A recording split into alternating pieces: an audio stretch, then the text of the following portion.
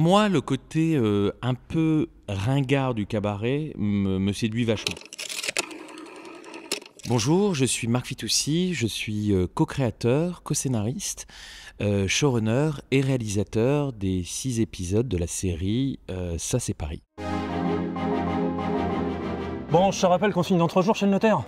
Ça me donne 3 jours. Gaspard, t'es sûr que tu veux vendre? Il faut susciter l'intérêt, avoir des articles, et là, le public va revenir. Mais on n'a pas d'argent. Vous avez vu le WhatsApp de la troupe? Le tout Paris, c'est fini, Gaspard vend. Et le vend?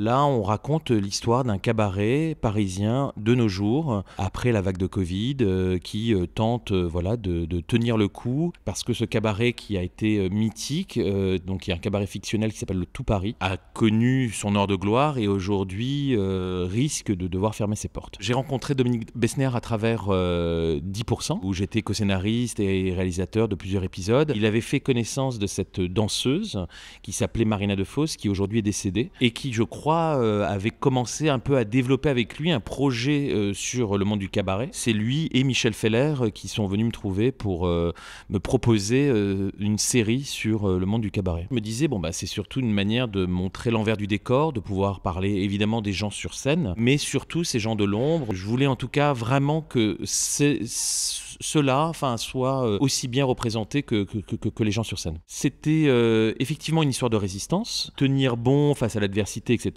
C'est d'ailleurs quelque chose qui est dit dès le premier épisode. Pour le personnage joué par Alex Lutz, c'est s'affranchir de son père qui est celui qui a fondé ce lieu. Parce que d'entrée de jeu, dès le premier épisode, on découvre que le lieu est censé fermer et être vendu à un grand groupe de supermarchés. Alex Lutz, donc son personnage Gaspard, décide de ne plus vendre et de créer une nouvelle revue.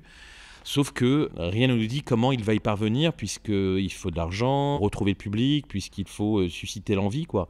J'ai fait exprès de danser comme dans le spectacle de Mafia maternelle. Il t'adore, le public t'adore, tout le monde t'adore. C'est une catastrophe, voilà. Carrément la merde. Notre première idée en faisant cette série avec Edgar et Jérôme, c'était de combattre un peu les clichés un peu tenaces autour du monde du cabaret. Immédiatement, les gens nous disaient ça va être une histoire de proxénètes, de trafic de drogue, de mafia russe. Et c'est vrai que nous, en enquêtant, parce qu'on a dû rencontrer des danseuses, des gens qui font le cabaret aujourd'hui, on s'est rendu compte que d'abord les danseuses étaient avant tout des femmes extrêmement athlétiques, très indépendantes, très sportives, très saines. Moi, le côté un peu ringard du cabaret me séduit vachement. Il y a un côté extrêmement désuet, mais que je trouvais extrêmement touchant, et surtout le personnage de Dominique Besnéard, qui est donc chef de rang dans la série. C'est quelqu'un qui a connu le cabaret lorsque ça cartonnait, dans les années 70, 80, etc. On ne les dégage pas parce qu'ils vieillissent, au contraire, on les garde jusqu'à ce qu'ils aient encore envie de servir ce lieu. Galia, qui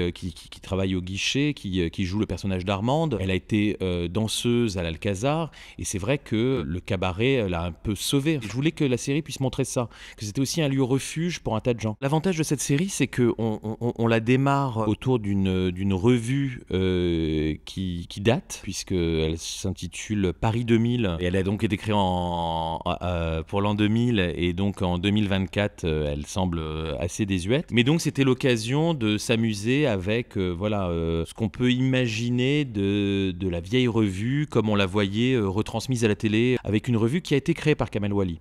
Donc quand on a appris qu'on allait être soutenu par le Paradis Latin qui allait nous accueillir, il me paraissait assez normal que je travaille avec le chorégraphe du lieu, qui connaît l'établissement, qui disposait déjà de sa troupe. Donc j'ai travaillé aussi avec des danseurs et danseuses du Paradis Latin.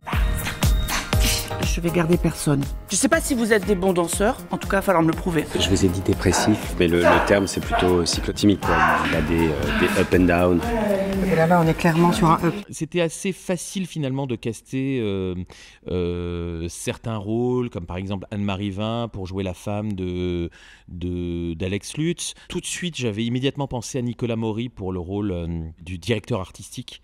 Parce que j'avais très envie de le retrouver après notre expérience sur 10%. Là où c'était très compliqué, c'était évidemment les danseuses, parce que en fait, ce que je ne savais pas à ce moment-là, c'est si j'allais faire appel à des actrices qui ne sont pas forcément danseuses, ou bien des danseuses mais mais qui ne sont pas forcément actrices. Au final, c'est un peu un mélange de tout ça, c'est-à-dire que j'ai pu tomber sur voilà, Anastasia Caruge dans le rôle de Justine, qui est vraiment danseuse, mais qui est aussi vraiment actrice, qui a déjà participé à des séries, etc. Ojian, qui joue Linette et qui, elle, n'avait jamais joué, et une formidable danseuse, s'est révélée très très à l'aise dans la comédie après plusieurs essais. Enfin, j'étais vraiment convaincu. J'ai pu aussi, par exemple, recruter Salomé Devals pour le rôle de Coralie, qui elle, pour le coup, n'est absolument pas danseuse, mais une actrice géniale et donc qui a été doublée lors des séquences de chorégraphie.